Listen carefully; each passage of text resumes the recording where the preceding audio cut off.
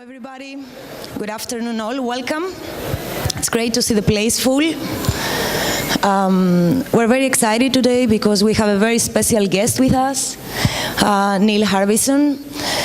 At IAAC we have been talking and we have been working with technology for many years. Technology is one of our main principles at IAAC. And we're very glad that here today we have a person that he's not talking about implementing technologies into architecture, into materials, or into spaces, but he's not even talking about technologies that we were or we use, but he's actually talking about implementing technology in his body.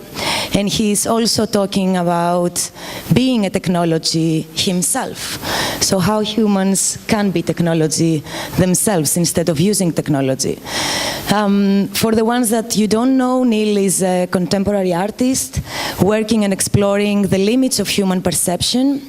He's very best known for an antenna, as you can see that he's wearing, he has implemented, he's not wearing it, sorry, in his head. And that gives him the possibility, on the one hand, to see colors that otherwise he wouldn't be able to see, but it also gives him the possibility to feel colors that are invisible, such as ultraviolet or infrared. And that is an interesting discussion that he's opening with his work, whereas we can use technology not to enhance our capabilities, but to add into what we already have additional capabilities and perceptions. Neil is also the founder of the Cyborg Foundation. He's actually the person that he managed to be officially accepted from the British government as a cyborg.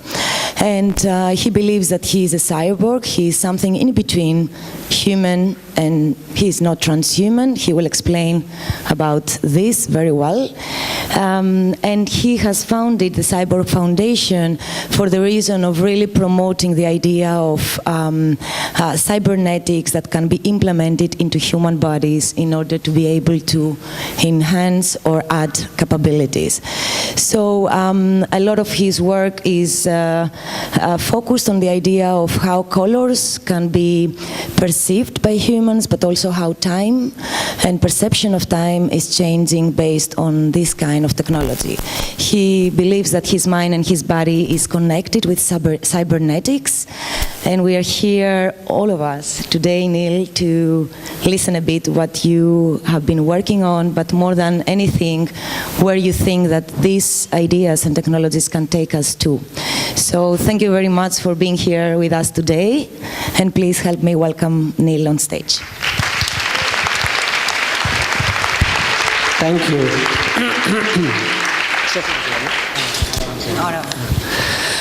Thank you for coming. Yeah, I'll start from the beginning. I was born completely colorblind, so I've never actually seen a color. I don't know what blue looks like or what yellow looks like. I see in grayscale, so oranges are gray and roses are gray and yellow pages are gray. So everything is gray in my life, but I never saw this as something negative. There's many species that actually see in grayscale. Sharks see in grayscale. Some monkeys also see in grayscale. Many fish also see in grayscale. So I felt actually that I have a connection with other species, but living in a grayscale world, there was a little issue with culture, because most of you use color every single day, so I couldn't ignore that color exists, because you keep mentioning it every day in daily elements that usually have nothing to do with the beauty of color. Things like yellow pages, blue Greenpeace, Blue Tack, Red Cross, Pink Panther, Red Bull, Yellow Submarine, James Brown, it's in his last name.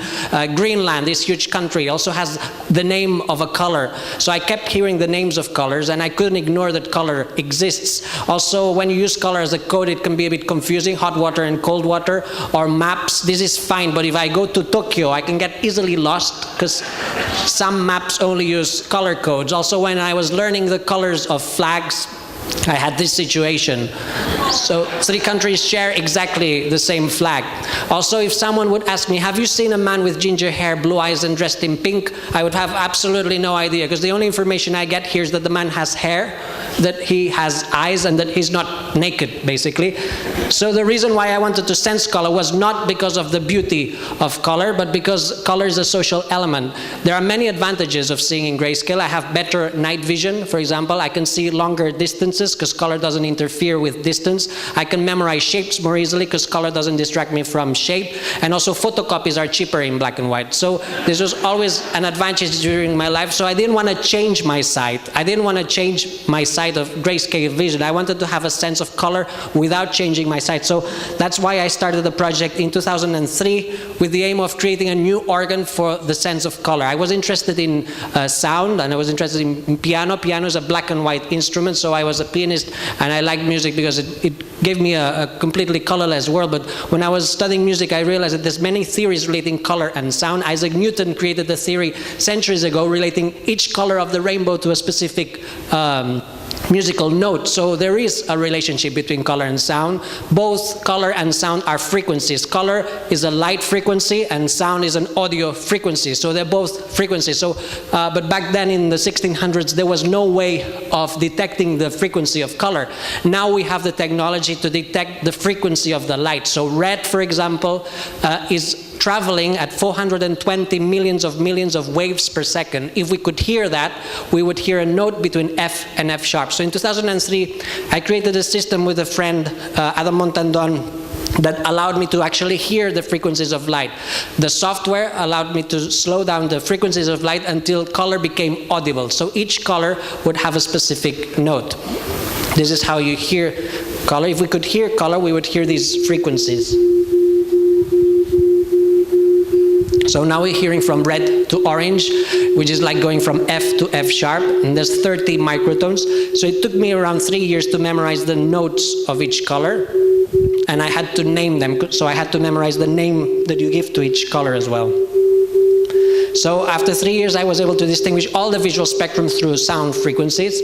And then I didn't see why I should stop there. There's many more colors that surround us that the human eye cannot sense, like infrareds and ultraviolets. So I decided to go beyond the visual spectrum, and I included infrared and ultraviolet as well. So now I can actually sense more colors than the visual eye. Sensing infrared allows me to feel if there's movement detectors in a room, so I can go to a shop and a bank and tell if the alarms are on or off. So if I sense this infrared, it means that the alarms are on. If not, it means that it's not. In many cases, they're not working. So it's interesting to know that these sensors are actually off. Also, ultraviolet perception allows me to know if it's a good day or a bad day to sunbathe. If I sense there's a high level of ultraviolet, I avoid the sun or I put some cream, because ultraviolet is a color that can actually kill you. So my aim is to continuously extend my color perception beyond the ultraviolets and the infrareds. My aim was not to use technology or to wear technology. I wanted to become technology. I wanted to create a new body part. First, I thought of having a third eye implanted in the middle of my head, but this would limit my color perception to what I have in front. So then I looked at nature, and I saw that there's many insects and animals that have antennas. So I thought that the best way to sense color would be to create a human antenna and have it implanted inside my head, so I would be able to sense color 360 degrees. So I designed the antenna. It took me some time, and then when the antenna was finally designed, I went to the doctor and I said I wanted an antenna implant, and he said, sorry, we don't do this here. If you want to have this antenna implanted in your head, you'll have to convince a bioethical committee. So I presented the surgery to a bioethical committee, and they said it was not ethical to implant this antenna in my head for 3 main reasons. Because one, it's not a pre-existing body part. If it was an arm or a leg, it would be ethical, but an antenna is not a pre-existing body part, so they didn't find it ethical. The second thing is that it's not a pre-existing sense. Infrared perception and ultraviolet perception is not human, so they didn't find it ethical. And the third reason was that they were extremely worried about the image the hospital would have if someone came out with an antenna sticking out of the head, so they said no to the surgery. But I tried to find a doctor willing to do it anyway, and I found one here in Barcelona. So the surgery took place in Barcelona in a secret location, done by a secret doctor. This is my head facing down, and we removed some hair, the skin was reduced, and then my head was drilled 4 times, so I would have 4 different implants. One is the chip that vibrates depending on the light frequencies, so the antenna detects the dominant color in front of me, it sends the vibration inside the bone, and then depending on the vibration inside the bone, I can actually hear different notes inside my ear. So I can actually feel and hear the color frequencies around me through the antenna. The two other implants are to hold the structure of the antenna, and the fourth implant is internet connection. So I can also receive colors from external devices, and people can send colors to my head via the internet. The antenna and my head took 2 months to merge, so this is now part of my skeleton because it merged with my bone. So I'm officially taller now because this is part of my body. The internet connection, I use it to receive colors from 5 different people. There's 5 people in the world that have permission to send colors directly to my head. They can use their mobile phone, and they can stream live images from wherever they are to my head. So now if there's a beautiful sunset in Australia, my friends from Melbourne can actually stream the colors of the sunset directly to my head. So I could be here, but I could be sensing the colors of a sunset in Australia. So this I see as the use of the internet as a sense or a sensory extension, and I think we'll start seeing much more of this in the 2020s, how the internet is not only used as a communication system or a tool, but also as a sensory extension. If they send colors at night, they either wake me up, or they can actually also color my dreams. So if someone starts sending yellow when I'm sleeping, my dream might suddenly become yellow, or a banana might appear in my dreams. So my friends can actually influence my dreams, or they can color my dreams if they send colors to my head at night. The internet connection also allows me to connect to NASA's International Space Station. When I do this, my sense of color is no longer on Earth, but in space. So this allows me to explore space without having to physically go there. I call this becoming a sense-astronaut. How we can send our senses to space, explore space without having to physically go there. This was a space concert I did live on Televisión Española, where the audience was able to hear the frequencies of space live through a microphone connected to my head as well. I don't see this as AI. This is not AI. I have not merged with artificial intelligence. If this was AI, the antenna would be giving me the names of colors, but it's not saying blue, green, yellow. It's not giving me intelligence. It's not artificial intelligence. It's an artificial sense. I see it as AS, not as AI. So when you merge with AS, the intelligence is created by your own brain. The knowledge needs to be created by your own brain, not by the technology. So that's why I was interested in merging with a sense, not with intelligence. Also, I don't see this reality that I live in now as virtual reality. This is not creating a virtual reality, and it's not creating an augmented reality. I see that this is creating a revealed reality. Technology is revealing a reality that already exists, but that my body cannot sense. So I think that we'll see projects creating revealed reality, where we create technology in order to sense a reality that surrounds us, but that our bodies cannot receive or sense.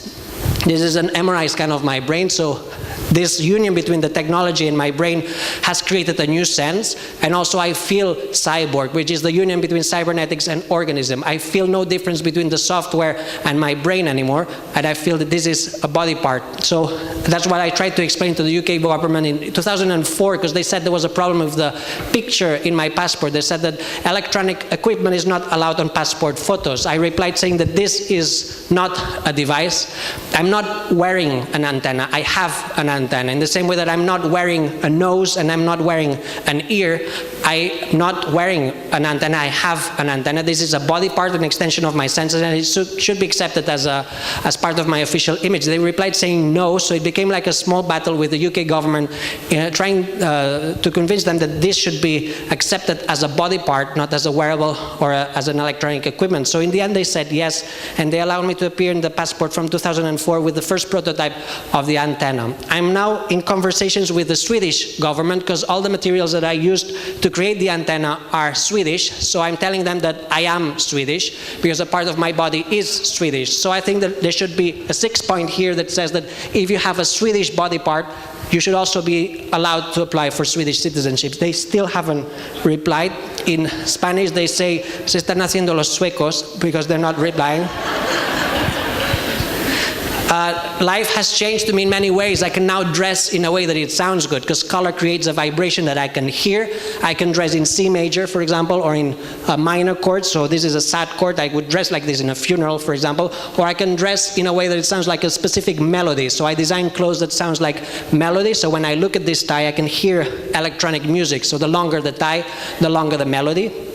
Also, I've been traveling around the world trying to detect the dominant colors of cities. Cities are not gray. Many people told me that cities were gray, but it's completely false. Lisbon is light yellow, turquoise. Madrid is amber, terracotta. Each city I've detected, they have many dominant hues, usually 2 dominant hues. Also, when it comes to interior design, I can now paint a house so that it sounds much better. Floors would always be red, because red is a profound sound, so it gives a profound sound to the whole house. Also, living rooms would be yellow, pink, and blue, because this gives a C major to the living room. Ceilings would be black and white, because this is silent, so when I lie down, then I would have silence. Exit doors would be green, because green is in the middle of the spectrum, so it gives you like a tuning fork before you go out in the street. And bedrooms, I would paint them in 3 colors: turquoise, which is B, pink, which is E, and violet, which is D. So you have B, E, D, bed. So it makes sense to have these 3 colors in the bedroom. And then the kitchens, I would always paint them violet or high pitch, so that it keeps you alert in the kitchen. Violet is the last one in the spectrum, so it's a very high pitched note, so it keeps you alert in the kitchen.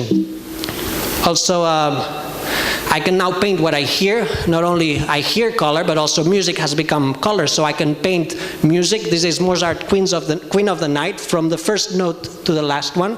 So I can visually create paintings from music. And this is Baby Baby by Justin Bieber. So it looks very different from Mozart. Also, speeches can be transposed into color, because each syllable that we use corresponds to a specific color. So these are 2 speeches. This is Martin Luther King's I Have a Dream, and this is a speech by Hitler. So it looks very different, because they used very different frequencies when they spoke. I also created a sound palette for musicians to learn the sounds of color, so that they can perform different music through color. And this is a concert I did in Palau de la Música, where the musicians were reading the colors that were projected on them. So I was changing the colors on stage, and they were playing the notes that were projected on them. I also did this public sculpture in Barcelona, where I designed the colors so that they sound good. So you can actually download an app, and then you can walk underneath, and then you hear a melody. By downloading this free app, you can then use your mobile phone to hear the colors of the sculpture. And then also at night, I designed the projection that changes the colors, so that when you point your mobile phone there, you can actually hear a melody by listening to the color of the public sculpture. So food has also been a great change, because now I can hear food. Each vegetable has a specific color. This creates a specific note. So I really enjoy composing music with food. You can create lots of different melodies. So I really enjoy walking around supermarkets and listening to all the melodies that you find in a supermarket. To me, it's like going to a nightclub, because that's where you hear most music, especially the zone with cleaning products. That's the most exciting area of a supermarket, because it has unexpected colors, usually very saturated, so it creates a very unique symphony. Each supermarket sounds different. It's different. Capravo from Mercadona, they sound different. They all have their own melodies, and they change during the year, and it's easy to distinguish one supermarket from the other depending on the colors. This is just a music composition composed by colors. So this is a color concert where music is created by the objects, no longer by an instrument. Milk is silent, so white elements, if they have no hue, they're completely silent. I also collaborated with a restaurant, Salida Can Roca, so that you can go there and you can also listen to food. So we created the chromaphone, which is like a replica of the system in my head, but created on a dish. So you go there, and then a melody is served on this plate. So when you rotate the plate, there's an amplifier and a chip that allows you to actually hear the sound of the food. So you can go there and eat some Beethoven or some Vivaldi or some Lady Gaga desserts, depending on what melody you want to eat. I can now also listen to a Picasso, I can listen to an Andy Warhol. Salvador Dali is a composer now, because I can listen to their paintings. So it's changed the way I sense art. I can literally hear the scream. And each painter also sounds particularly different. Andy Warhol sounds very loud usually, because he used to use lots of saturated colors, so it sounds very loud. You can hear an Andy Warhol from the other end of the museum usually, whereas a Goya or Velázquez sounds much softer, so you need to get closer to hear these masterpieces. Also, the way I sense people's faces has changed, because when I look at someone, I hear their face. So I really enjoy creating sound portraits where instead of drawing someone's face, I get close to the face and then I write down the sound of the eyes, the lips, the skin, the hair, and then I send them an MP3 of their face so they can listen to themselves. One of the first ones I did was of Prince Charles. I asked him if I could listen to his face, and this was his reaction when I asked him. We all sound different. Judi Dench has silent hair, for example. James Cameron has a very high-pitched sound of skin. Moby sounds less than other people because he has no hair, so that's one note less. Marina Abramovic sounds very silent, but her lips are very low and very loud. Macaulay Culkin sounds C major, so it's unusual to find someone that sounds like a major chord. Iris Apfel has a very high-pitched sound of eyes. Woody Allen sounds very soft, like an old painting. Solange sounds very different shades of F sharp. Lots of F sharps. Robert De Niro has a melody in his eyes because he has different shades of pink and red. Philip Glass sounds microtonal, like his music, and Bono had very loud glasses here. So we all have a very specific sound. What really shocked me is that people who say they're black, they're not black, and people who say they're white, they're not white. People who say they're black, they're actually very, very dark orange, and people who say they're white, they're actually very, very light orange. So the fact that people say that humans are black and white is completely false. We are all different shades of orange.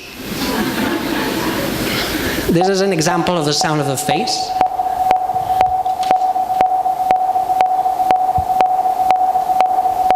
So here I created rhythm.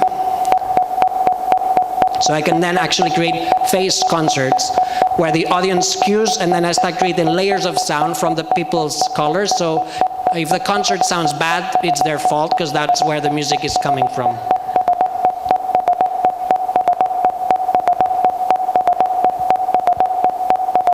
So actually, when I look at someone in Spanish, I can literally say, "Tu cara me suena," because it's literally true. I can actually hear their faces. The last face concert I did was of Prince Albert II of Monaco, and he liked the sound of his face so much that he's now using it as his ringtone. So when I started this project in 2003, we had no idea what would happen to my brain or my head. There was two risks. One was that my brain would reject the new sense, and the other risk was that my body would reject the body part. My brain did reject the sense. I had strong headaches at the beginning, but slowly the mind got used to it, and I didn't have any problems with the material. But what really changed in my life was the social reaction, because the antenna is visible. I've been stopped every single day in the street since March 2004, because that's when I had the antenna fixed in my head permanently. So every single day since 2004, I've been speaking to strangers in the street. In 2004, people thought it was a reading light, like this one, so they would ask me if I could turn on the light. In 2005-06, they thought it was a microphone, a flexible microphone. In 2007-08, they thought it was a hands-free phone, that I was on the phone. In 2008-09, they thought it was a GoPro cam, so they thought I was filming my life and people would wave at me. In 2012-13, they thought I was working for Google Street View and that I was filming the streets. In 2013-14, they thought I had something to do with Google Glass. In 2015, children would ask if this was some kind of extendable selfie stick. And in 2016, people would shout at me Pokemon and they would try to catch me. So it's changed what happens in the street. Hopefully, in the 2020s, people will just think it's a new sensory organ, and we'll see more people in the street with new senses and new organs. I see this as cyborg art, the art of creating your own senses, the art of creating your own body parts, and the art of designing your perception of reality. There are other cyborg artists. One of them is Moon Ribas. She started in 2007 with a pair of earrings that allowed her to feel movement without her eyes. So these earrings allowed her to have a sense of speed. Depending on the intervals that she received in each ear, she would develop the sense of exact speed. So she would know if someone was walking at 3 per hour or 7 per hour. This also allowed her to feel movement with her eyes closed. The second thing she did was she created retroception. She was able to sense if there was presence behind her. This is a sense that we are giving to machines. Many cars can detect what's behind them, but we are not giving this sense to ourselves. So Moon tried to have this sense for many years. She was able to sense what was behind her. But what she did 4 years ago was she had 2 chips implanted, now they're in her feet, that allow her to feel the seismic activity of the world. So now she's in Paris, but if there's an earthquake in Japan, she will feel a vibration in her feet. She's connected to online seismographs, so she keeps feeling the vibrations of the earth inside her body. There's an earthquake every 8 minutes or every 12 minutes, so she's constantly feeling these vibrations in her body. At the beginning it was strange, but she slowly felt it more and more normal, and now she feels she has 2 heartbeats, her own heartbeat and the earth beat. She sees this as an art, the art of creating your own senses, but she also uses this new sense to express artistically through other forms of art, like through dance. She does a performance called Waiting for Earthquakes, where she only dances whenever she feels an earthquake, so the audience can actually witness the movement of the earth through dance. Or she also does seismic percussion, where she plays the drum whenever she feels an earthquake. So actually the composition is made by earth, and the dance, the choreographer is earth as well. She's just the interpreter. She's the medium that allows us to see what the earth is expressing. She now also has a new implant that allows her to feel moonquakes. So there's also seismic activity in the moon. So she's also a senstronaut because she can feel the movements of the earth. In 1969, humans went to the moon. Now we can do the opposite. We can bring the moon to our feet. And that's something that I think we'll start seeing much more in the 2020s, how we can explore space by sending our senses to space. We created the Cyborg Foundation, Moon Ribas and I, in 2010 in order to help develop new senses for other people, and also to defend cyborg rights, the right to have surgery and the right to defend the freedom to modify ourselves. Basically, we've collaborated with RoboLaw of the European Union, and also last year we presented the Cyborg Bill of Rights at South by Southwest. Some of the projects we've done is that I have a tooth missing, so I didn't want to have it replaced with a normal tooth. So we created a tooth with a small light, so that in case of total darkness I can click and then I have emergency light in my mouth. This is bioluminescence. There's many species that can actually create light in total darkness. So if you have a tooth missing, you could have it replaced by a tooth with a small light. So it's a light tooth. Another project we did was the fingerboards. We created fingers that allow you to connect to external bodies. So it can be either a planet, so if you want to feel where Jupiter is, you can connect your finger to Jupiter. It goes through mobile phone as well, so it needs to be connected to your phone, but whenever you point Jupiter, you'll feel a vibration. Or if you want to feel where Mars is, then you can point until you feel the vibration, and this connects you to extraterrestrial bodies. So it's a way of connecting to where we are, or a way to connect to the cosmos through our bodies. Also, we created magnetic hair implants. So it's hair that reacts whenever there's magnetism. So if you walk past a fridge, your hair will move that way. And we also created a pair of gloves that allow you to comb your hair without having to touch it. So it's magnetic hair that would give you magnetoception, feeling what is magnetic and what is not magnetic. Also, another project we did in Brazil is the tooth was placed in my mouth. It was installed because I have another tooth missing, so I had a tooth installed inside my mouth, and another tooth was installed in Moon Ribas' mouth, and then whenever I click, she feels a vibration in her mouth, and whenever she clicks, I feel a vibration in my mouth. So it's a tooth with a button and a vibrator, so whenever someone clicks, it sends the vibration to the other mouth. Moon and I know the Morse code, so depending on the rhythm, we can actually send words to each other from mouth to mouth. We call this the transdental communication system, and we did the first demonstration in Sao Paulo in 2015, where people were giving us words and we were communicating these words to each other, and then it worked. So it's a way of communicating that doesn't need air conduction. You don't need to touch each other, you don't need to see each other. It's a system that would work in space or under the water. It actually works that when you click, this goes to the phone, from the phone to her phone, and from the phone to the mouth. So it actually works through Bluetooth. So it's a Bluetooth tooth that allows you to communicate from mouth to mouth. Another project we did with students from France is a sensor that allows you to feel solar flares. It's placed in the solar plexus, so whenever there's a solar flare, you feel a small heat in your solar plexus, so it connects you with the sun. And one of the senses I'm creating now for myself is the sense of time. I'll have it implanted inside my head, and it will be circular, so it will be between the skin and the bone, and it will be like an inner crown. So it's an organ for the sense of time. We all have a sense of time, but we don't have an organ for the sense of time. So the aim is to see what will happen if we have an organ for the sense of time. It will be a point of heat that will slowly go around the head, and it will take 24 hours to do the complete circle. So I will feel time in my head. So this will eventually give me a sense of time. I will feel the rotation of the Earth. So when my brain gets used to this sense, I should have perfect sense of time, but my aim is to see if I can modify my perception of time. If I want a situation to last longer, I'll program the heat to go a bit slower so that I feel that time is stretching. Or if I want a situation to go faster, I'll program it so that it goes a bit faster. So my aim is to bring Albert Einstein's theory of time relativity into practice and see whether or not we can modify our perception of time if we have an organ for time. I think it's possible in the same way that we can create time, we can create optical illusions because we have an organ for the sense of sight. We should be able to create time illusions if we create an organ for the sense of time. So in the long term, this could also change my own perception of time, of age. So if I want to feel that I'm 170 years old, I can change my perception of time, and I could feel that I'm 170 when I'm actually just 60 years old. So this is a way of living longer. You can either try to make your body live longer, or you can create time illusions so that you feel that you've lived longer. So that's my current project that I'll start this year.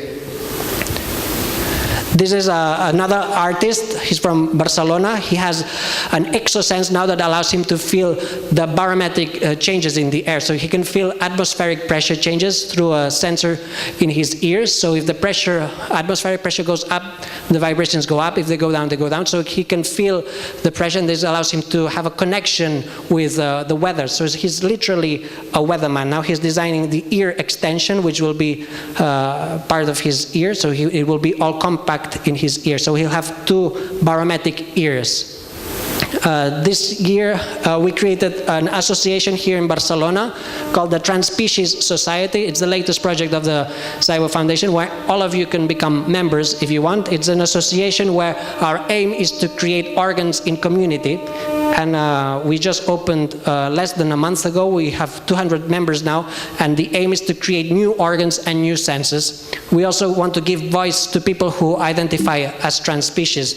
The current project is a 16-year-old boy that wants to sense the air quality of the city. So he will have a sensor that will allow him to feel the air quality around him. And this is his first prototype, but it will soon be an organ that will be more compact and more implemented in his body. So transspecies identity is something that I slowly started to feel. When I merged with technology, suddenly the definition of human no longer defined me completely, because in the definition of human, there's no inclusion of an antenna as an organ, and there's no inclusion of infrared and ultraviolet perception. So I feel much more comfortable defining myself as a transspecies because I've added senses and organs that are not traditionally human. But through these years, I've felt that there's many more people outside that feel transspecies as well. People that don't feel 100% human, that maybe they feel that they are much more connected with other species or with technology. So the Transspecies Society wants to give voice to all these non-human identities, and that feeling less human is not bad.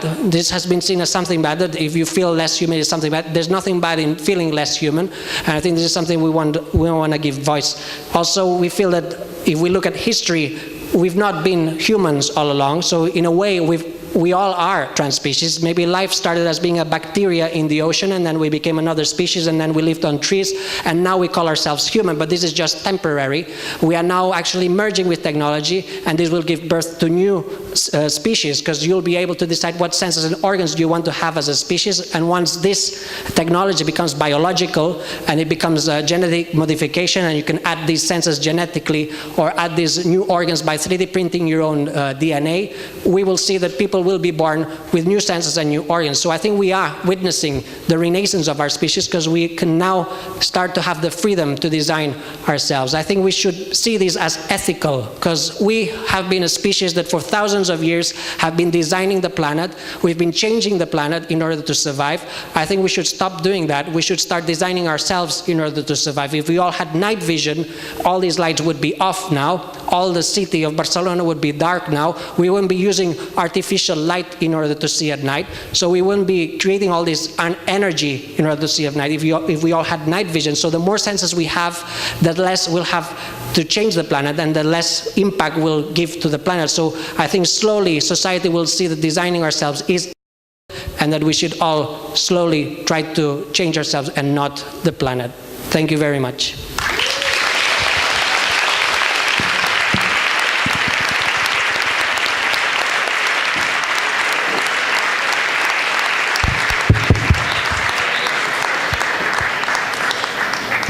Thank you very much, Neil. This was indeed a unique experience, a unique presentation, and really thank you so much for giving us this deep insight into your life and the way you experience this world. Now, traditionally, this is usually the part where we ask the audience for questions. I would like to ask one to begin with, and then, if you don't mind, we get to your questions. So, I understand that this discussion can be very based on semantics and very much on vocabulary, like what is an organ, what is a sense. So I also understand that if we actually had a medical advisor here or a doctor, there would be many arguments from both sides, each side sort of trying to battle against their own arguments. But what really seems to me is the most important part of your presentation and your experience and what you're trying to pass to us is, this is really a call for openness and difference. And I really want to understand how you see technology being a big part of the future when it comes to social inclusion or segregation. Yeah, I think what we now call diversity has nothing to do with what we'll call diversity in the next decades. So we'll see people with new organs and new senses. And I think it has nothing to do with money, because many people think that you will need money in order to have new senses and new organs. If we look at the people that are actually creating these new senses and new organs, they are not rich. If we look at rich people, they're not creating new senses and new organs. So it has nothing to do with money. It has to do with the people who are less afraid of modifying themselves. And I think that's the generation that is growing now are less afraid of modifying themselves in a way that previous generations had this fear. Also in some cultures, like in Africa, there's less fear of modifying oneself. So we might be surprised, and we might see that most cyborgs will be in Africa or in countries where modifying oneself is not seen as something so strange or bad. So I think that's what will happen. I think because all these technologies actually, for example, the sense of sensing the atmospheric pressure, I think it was $30 to create. Sensing what's behind you is actually $10. So it's technology that already exists, but that has not been applied to the human body. We've only applied this technology to machines. So simply by adding biocompatible materials and adding it to ourselves, this can be a huge difference for our species. So it's the people that will want or will not be afraid of merging with technology, the ones that will be doing it, not rich people.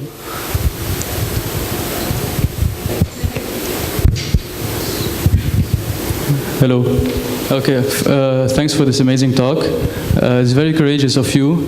But two questions come to mind. First, when you say talk about saving the planet, have you thought about the environmental impact of making all these sensors and how much it would cost the planet to actually implement us, well, with all these sensors? And and the second question would be, I understand you want to sense the moon, the air, and all that stuff, but what happened to looking within? Within? Yes, within. Within? Yes. Well, actually, most wearables are actually sensed on what's within. So if you look at all the technology that's being created, it's actually to sense what's happening inside the body. So there's sensors that to feel your heartbeat, to feel how much energy you've wasted to this. So actually, technology based on what's within is what's actually what you can see mostly. So I think what we're doing is actually the opposite. It's using technology as an input, not as an output. They're both interesting and both as useful the environment impact of creating these sensors is much less than changing the planet, and it's much more ethical. I mean, there's no comparison in having night vision or lighting up the whole planet when it's dark. I think there's no comparison. Also, if you this use of technology is just temporary. This will be 3D printed with your own DNA. These organs will be DNA printed, and adding the new sensors will not be through chips. It will be genetically modifying yourself. So this has no impact in energy compared to what we're doing right now, which is changing the planet. Okay. Would anyone? Yes.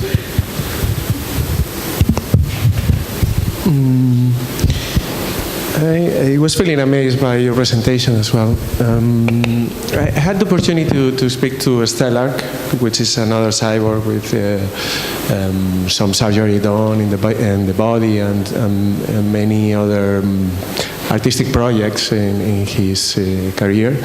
He was speaking about how the perfect body for him was a hollow, an empty space where he could project all his fantasies. It was kind of a Platonic idea of the body without body.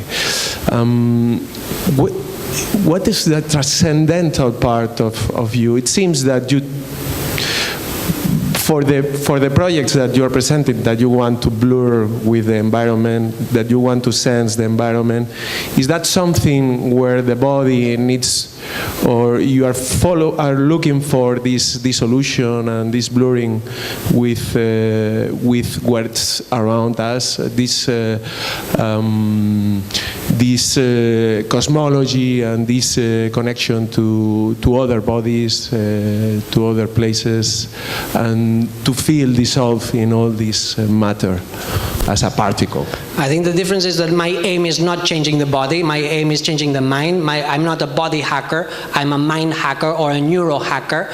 But I need to change my body in order to change my mind. So in this case of Stellark, his aim is the body in most cases. So it's different. Body hackers, usually their aim is the body. In my case, the aim is the mind, but the channel is through the body, but my aim is not the body. So that's maybe the difference between these projects, that the aim is changing the mind and the perception of reality, and that's what would be the difference. The aim is to sense reality, to use technology in order to reveal a reality that exists but that our senses cannot receive, and also this would allow us to connect to nature in a greater way, and also to other species. I now feel much closer to other species because I share a sense with them. Like infrared perception and ultraviolet perception is something that other species can sense. So if I see a cat staring at the wall, but I sense that there's infrared between the wall and the cat, I know that the cat is staring at the infrared, not at the wall. Or if I see bees going to a specific flower and I sense that there's a high level of ultraviolet, I understand why they're going there, not at the flower next to it. So it connects me with other species in a way that it didn't before. So that's the aim, really, to connect with other species, to break the human bubble, which is something that I think we should break. We're not in a bubble. We should. That's why the logo of the Trans-Species Society is actually a broken circle, because I think we should open this, and that's why we prefer to call ourselves trans-species, not transhuman, because we consider our other species as being in the same line. So we see evolution as a horizontal line, not as a vertical one.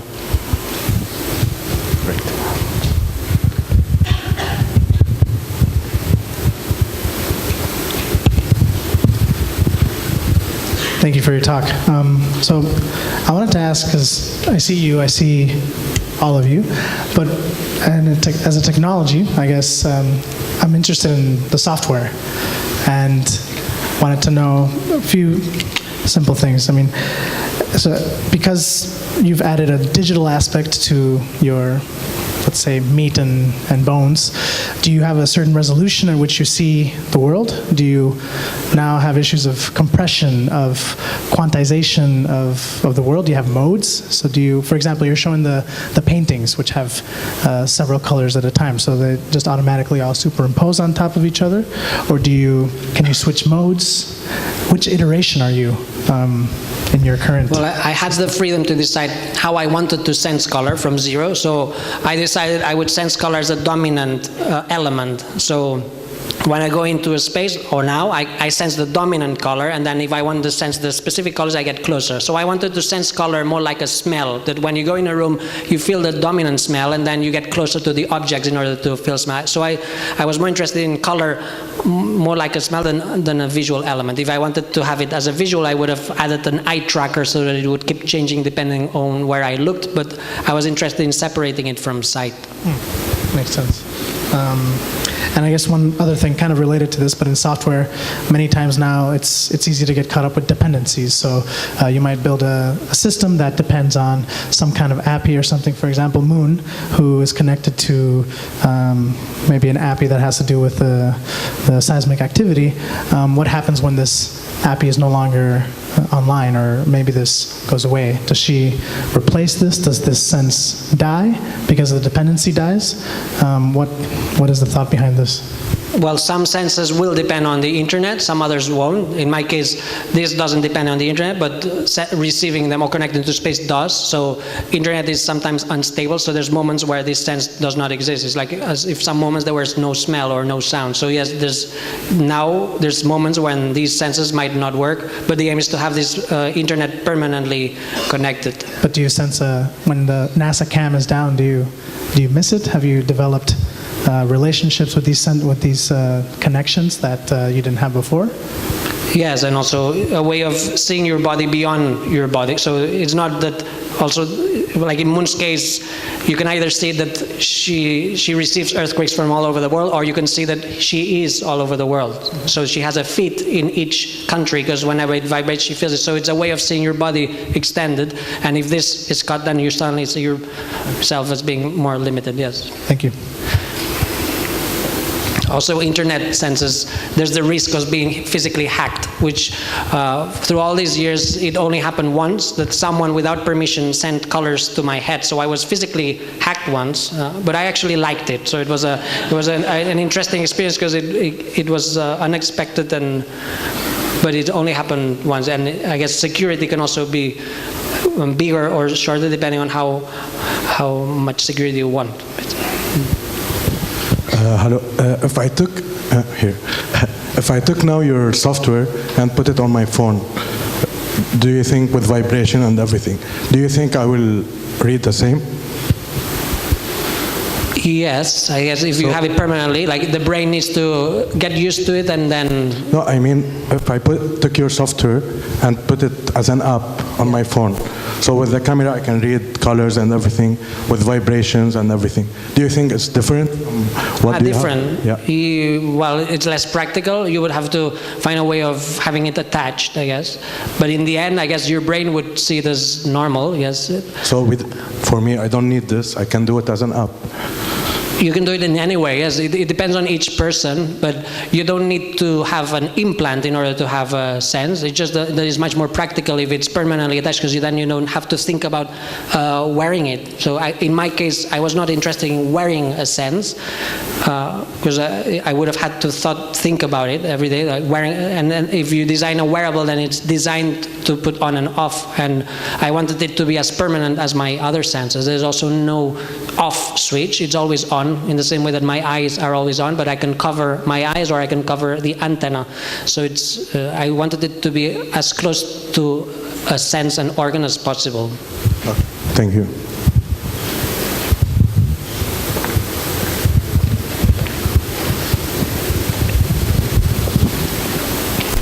Hi. It was an amazing talk.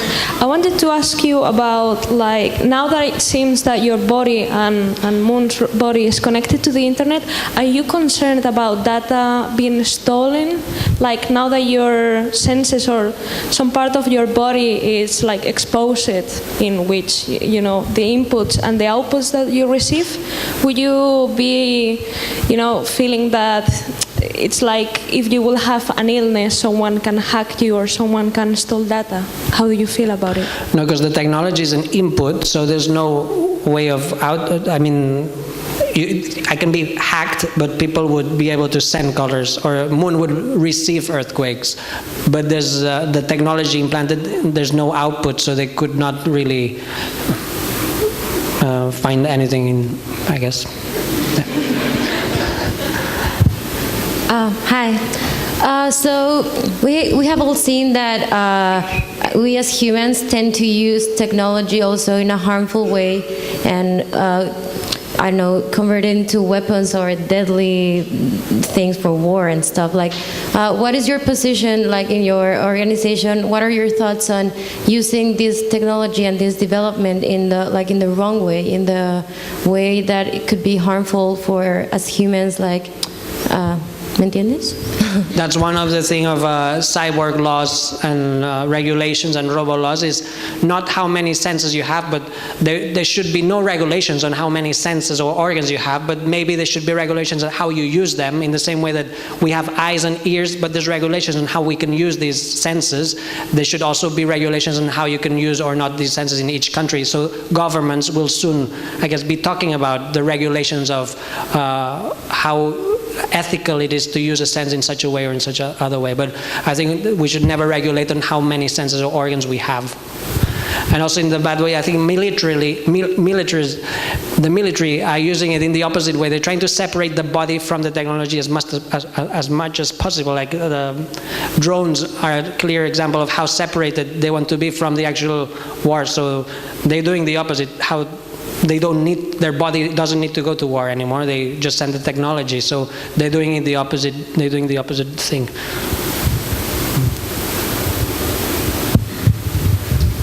I was wondering that what you said about the connection that you have with the NASA. What exactly do you see in there? Because I don't know if what you have in the antenna works with the particles that bounce in the air.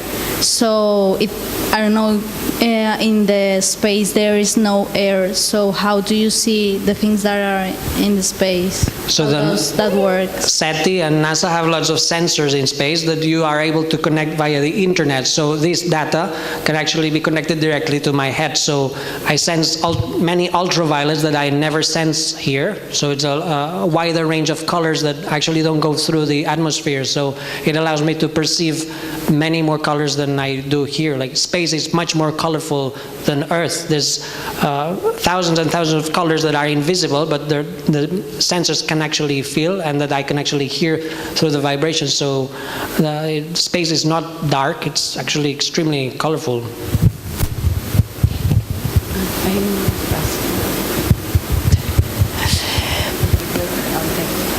Okay.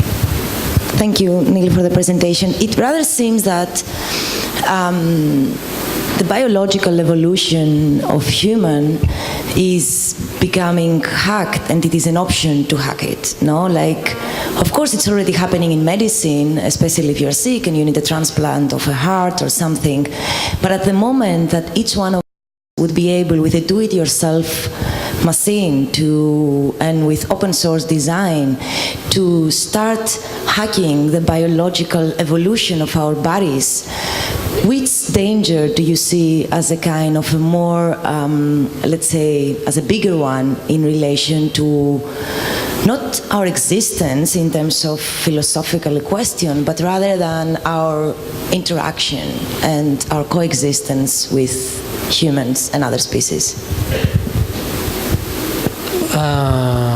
What the bad things that I think will, the biggest dangers, I think that parts of society will not be ready for this. I think that's why it's important to talk about this subject, because there will be parts of society that will not be accepting these new organs and senses. There will be discrimination to trans species, and that's what we fear the most, that people will not accept the freedom to design yourself. That's what we think we should all have. And if there's now problems with gender, I can't even imagine what will happen with species. If gender is such an issue, what will happen with species? So that's why I think it's important that we talk about this subject, because it's already happening, and it will happen much more in the 2020s. There'll be people deciding to design themselves and adding new senses and organs, and this there'll be parts of society that won't accept it.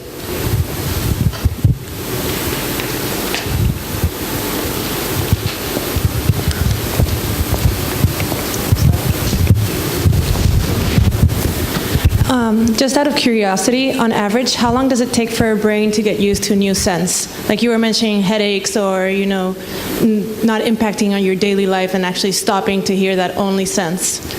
It depends on the sense and it depends on the brain. So each person will have their unique period of adaptation. Some people might not be able to adapt to a new sense and then you'll have to make changes in the input, or some people will be able to adapt to the new sense very fast. So I think it's similar to people who maybe can learn a language very fast or can learn 5 languages. Other people that might not be able to learn more than one. So I think it might be similar to learning a language and how flexible or how interested you are. It also depends on which sense. Some senses might be much more simple than this one, which was a bit complex with vibrations and so many different types of vibration. So it took me like 5 months for the headaches to go away, really. And because at the beginning I was also extremely exhausted because the new sense was dominating my life. So I was actually very exhausted for the first 5 months and then it disappeared. Hey Neil, thanks for being here. I was wondering, what's your favorite color? Infrared is my favorite color. It's invisible to the human eye, but it's very present in our daily lives. It's a color that also travels long distances. Nice. It's very profound. And what's your favorite type of food? Eggplants, aubergines sound very interesting because they have a very high-pitched sound, so it's unusual to eat an aubergine or an eggplant. I like aubergines too. Thanks. Cool. Okay. Well, what if money and access was not an issue? What kind of modification would you like to get for yourself personally, or what do you find interesting as a modification? What modification would I? Yes. Well, for example, what if there are no limits to money and access to modification, genetic modification, hardware modification, or organ implants? What kind of modification are interesting for you personally at the moment, or what do you see as interesting? Even if you wouldn't get it, what would you find as interesting? I think the addition of senses by genetically modifying yourself would be much more practical. Obviously, you have thought a lot about modification, about the body modification. What do you find interesting? What would you like to acquire as a modification of the body? Well, one of the impossible senses I would like to have in the future is how to create an organ for the sense of humor. So it's the sense of humor is something that I think would be interesting if we could all have. But also in the future, when I'm older, I don't want to fall, for example, so I want to have a better sense of balance. So I think when I'm old, I will have a tail implanted so that I can also balance much better. So I think old people, instead of using sticks, they should have tails implanted in order to have a better sense of balance. Okay, so you're seeing more in the optimization, the hardware sense of you want to modify your body with hardware. What if it was also possible to do it in a genetic way, which became more accessible recently than the hardware part? That's the aim. Cyborgism is by adding these senses without the use of all this technology and using it by 3D printing your organs with your own DNA and also genetically modifying yourself so that you can have these new senses and organs. And I think we'll be taking these senses first from existing species. There's lots of senses that already exist in other species, so it's by taking these senses that already exist that I think we'll start genetically adding them to our species.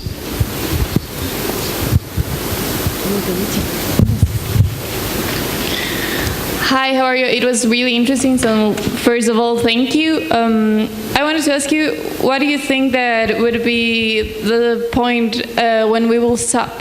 So how do we know which senses are okay and when we're like passing a limit? Because every species has limits. And another thing is, how do we know it's not only a trend? Like people just start doing it as a trend and like a fashion trend, and not because it is actually useful. And since it would be implanted in yourself forever, it's not like you could delete an app that you just downloaded. Thank you. How do I know that it's not a trend? But in my case, it's not a trend. I think it's a life decision. And in most people that I've met, it's more about a life decision and how you want to live life, not how you want to express yourself. But it does. Maybe some people will use it as in a moment of their lives, and then they will remove it. All implants can be removed. Everything that you put inside, you can remove it. It's easier than removing a tattoo to remove a chip in most cases. So I don't think it's such a. I mean, if someone wants to stop having these new sensory organs, they can always remove. I don't remember the first question, but. The limits, I think limits are extremely personal. Each person will find their own limits. But the issue with limits is that when you arrive to the limit or to your aim, then the limit becomes, you suddenly have a new one. So there's no end really. And if we're talking about generations, I don't see it will end. We're just using a small amount of our brain. So I think there's a lot of possibilities to add many more senses and organs. Hi, thank you. I'll try to make this really quick because I'm more interested in your answer than what I want to say. Do you know the work of Jordan Peterson at all? Really quickly, it talks about the meaning of life. You get it from mixing the perfect balance between order and chaos. So like what you know and encountering what you don't know.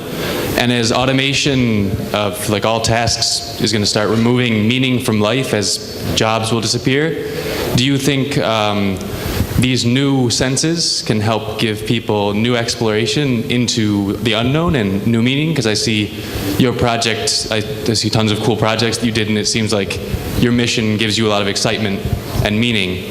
So do you have any thoughts on that?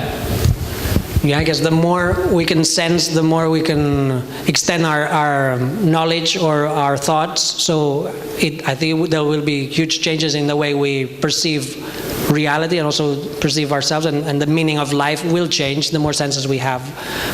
So yeah, this might actually, there might be a cyborg religion even, if there's a new sense that actually connects you. Some people might actually want these new senses to connect to something spiritual. Some trans species actually feel that they are connected to spiritual bodies. Some others feel that they are connected to other species. Some people feel that they are a specific species. That's why they want those senses. But some of them are more spiritual. And also religions, the Buddhists are actually interested in all this. I've been giving speeches to Buddhist conventions. This is the only religion that actually has invited me. Most of the other ones think that this is completely against God. But the Buddhists are actually interested because it actually allows you to sense more, and Buddhism is very much connected to sensing. So, thank you. Well, the means becomes the end. So I think this would be the perfect point to conclude this fantastically unique presentation and experience. Please, everyone help me thank Neil Harbisson for one last time. Thank you. Thank you.